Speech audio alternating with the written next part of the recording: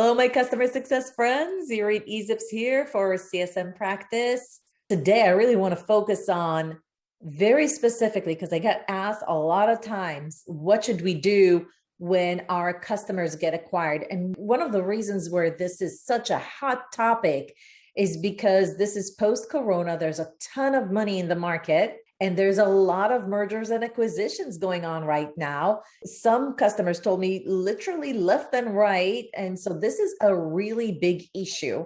Today, I have David Yoffie from OpenText. David, maybe you could introduce yourself and tell the audience a little bit, how are you related to customer success, your background, and what do you do with OpenText these days? Gosh, I guess that I'm one of Silicon Valley's longtime jack of all trades. I've been lucky enough to start a number of things. A few years ago, I reinvented myself as a sales leader at OpenText. I was fortunate enough to run to a great company that drives change and believes in change leadership. They allowed me to reinvent myself as a sales leader after a long time as a management consultant and a service leader. And back in the day, we gave different labels, but what was probably in many ways the seed of what's become customer success. And I kind of wanted to share with the audience. I just posted 2 months ago, actually, the fact that this is a predominant issue. And I asked the community, what are they doing when this is happening? And I gave them a few options. What do you do when a customer has been acquired?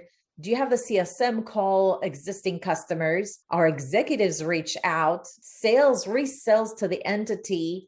And none of the above. Look, 8% don't do nothing or do something completely different. I thought it was very interesting to see that almost 60% had the CSM reach out first. I kind of summarized all the great comments that we had in here. Yours particularly was interesting. And what I noticed is that in general, if we think about this as a strategy or a framework on how do we deal with this situation, there's really like 3 things that companies typically do. First and foremost, they think about ways on how to discover earlier. Because sometimes one of the issues is that we discover that there's an issue way too late. And I was wondering if, with your experience, what are some of the ways that we can discover that the M&A has happened well in advance? Because listen, when a company gets acquired, their top of mind is not to call all their vendors to let them know. What can we do? What have seen worked for others to just discover this event much sooner?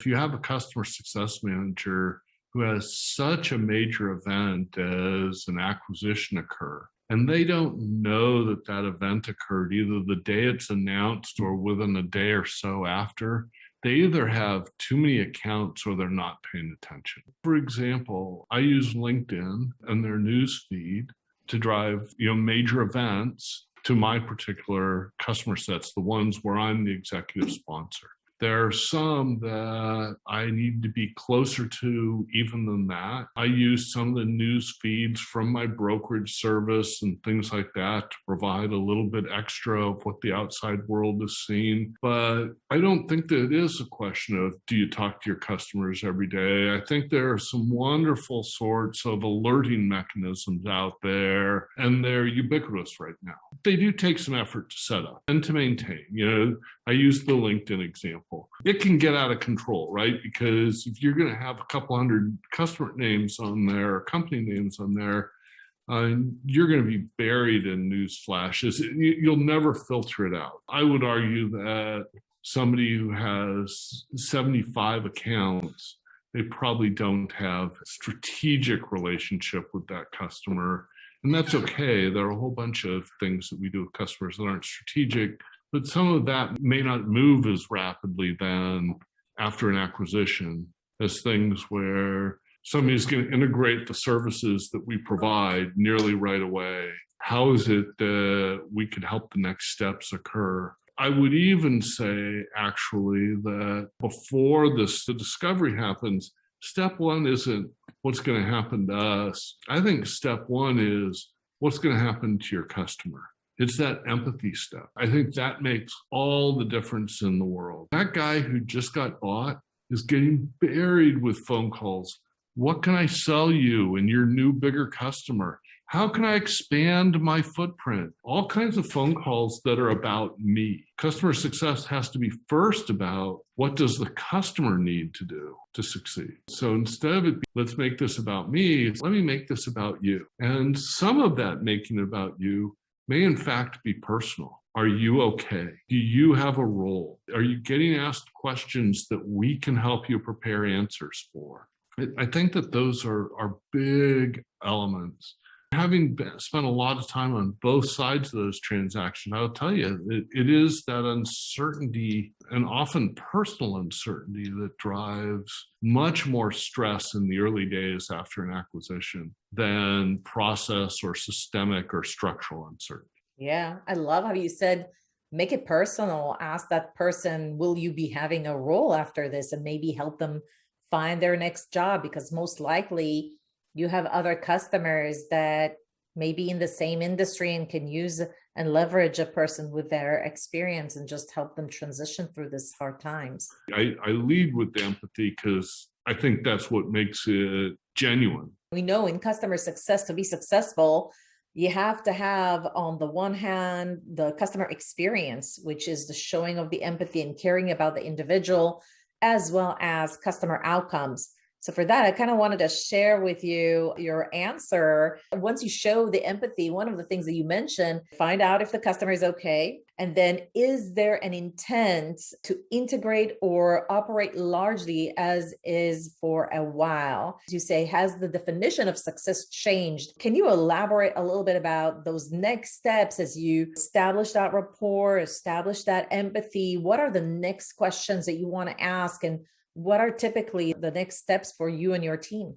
Before we continue, don't forget, subscribe to our YouTube channel and smash that notification button so that you don't miss out on any new videos. Speaking very broadly, I mean, there are typically two types of acquisitions that occur in companies that are large enough that they've been able to really invest in customer success. So I'm talking about something further down the track than a startup, a mid-sized company or larger. The acquiring company typically either wants to fold them into an existing operation, treat them as an expanded capability of an operation that's already running, or they want to have them continue to operate largely as they are, a quasi-independent entity. Think of it as a new business unit, a complementary element of the business. And an acquirer often will explain their intent on that front over the first several days. In many cases, on day one, because if it's a public company, they usually have to tell the street what their intent is. And that part, if it's going to be an independent entity, then it's a little bit easier to step back and say, okay, there are going to be some changes because you have a new owner. But for right now, what we need to do is let's make sure that the things that have been succeeding really shine. What can we do to make those things shine?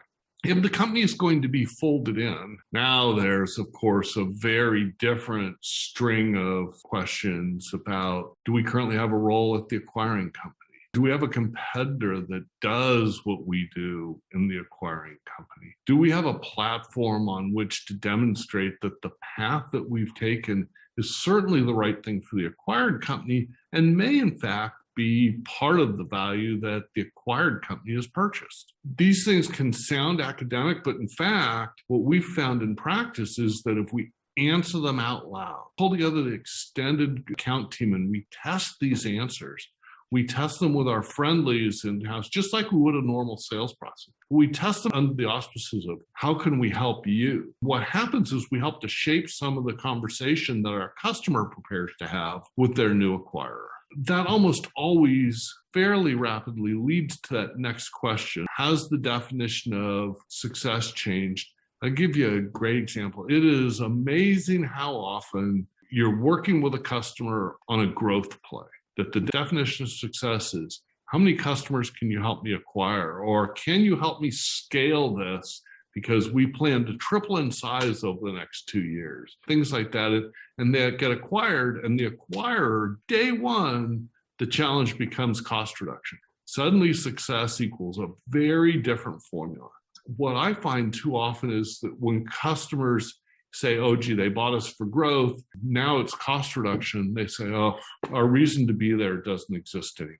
It's so much more constructive to say, no, stop. Our definition of success just changed. Now, it changed abruptly. But let's be clear, our customers change their definitions of success all the time. So this is what we deal with every day. It's more abrupt. And if you have plays for different types of customers, literally what you do is you're pulling a team together and say, we're running a different play today than we ran yesterday. And maybe explaining the same thing to your customer, depending on how you interact with the customer. So you give an example of analyzing what is the intent of the acquiring company. And if the intent of the acquisition is to have the company folded in, there are some additional answers or questions that we need to test out loud. You gave some examples. Is there another type of company or situation where it's not the intention to fold in, where we might say either, well, we still want to pursue this, and are there some situations where you just walk away? If you liked what you've heard so far, that's awesome. More coming in a second here, but in the meantime, I want you to click that like button so that YouTube knows that this is great content and you can start sharing it with others.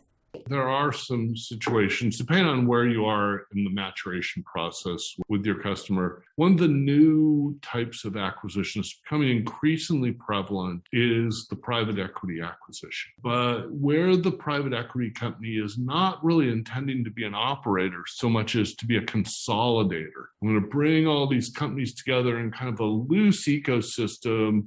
I'm going to say that they're all going to use the same infrastructure across all of those companies. They're going to follow some major processes the same. They're all going to have the same purchasing or vendor management processes. They're all going to have the same compensation processes, so on. That sort of private equity acquisition is becoming increasingly common, but particularly in tech, the amount of money out in PE right now doing these sorts of acquisitions is increasing.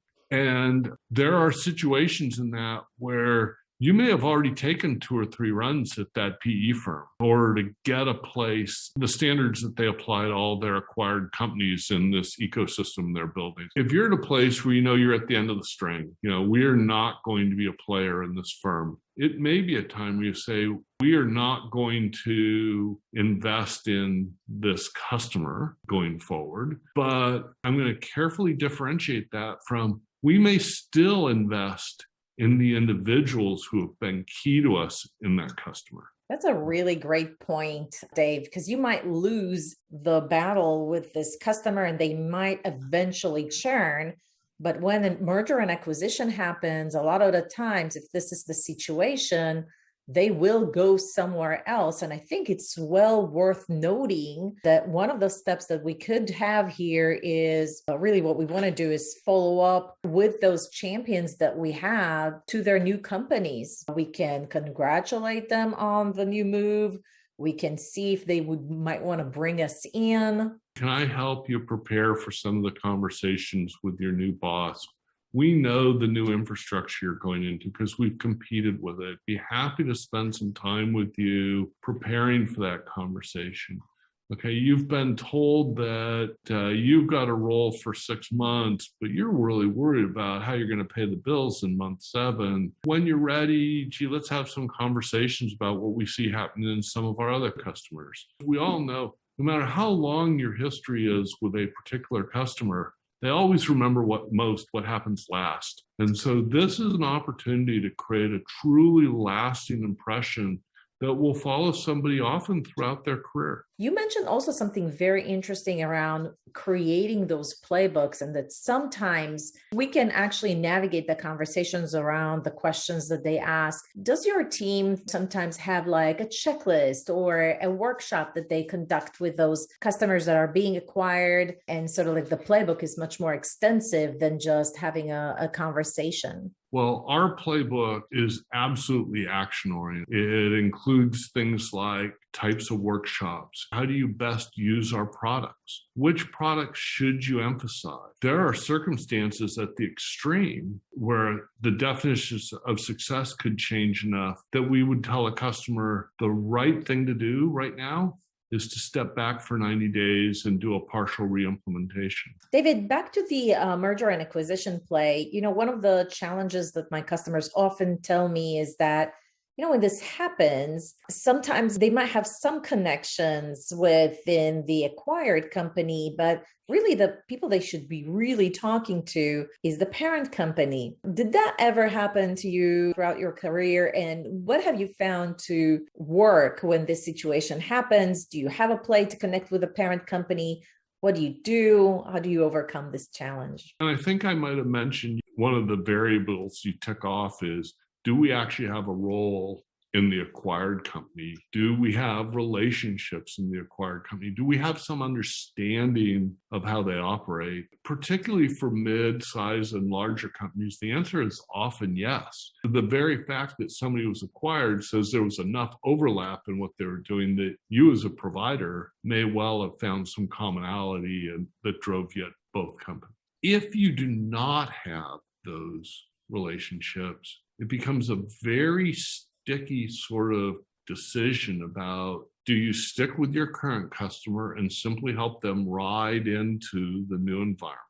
Or do you head off on your own to see what you can discover? In my experience, most commonly that decision is made on, does your customer, does the acquired company, the customer that you're used to working with, are they really committed to going to create something out of this acquisition?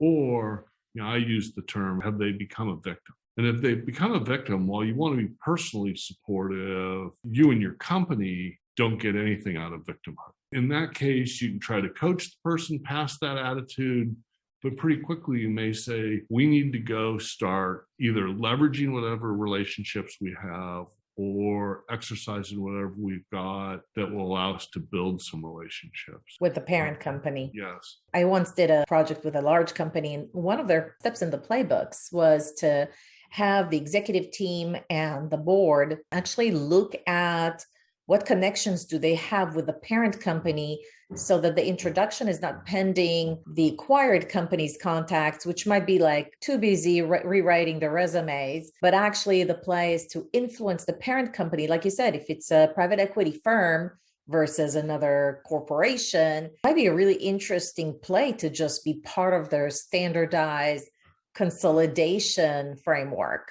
This is an area where I'm probably a little unusual in my perspective. When you start the conversations you've just described, the typical phrase that's end of that is, who has relationships in the acquiring company?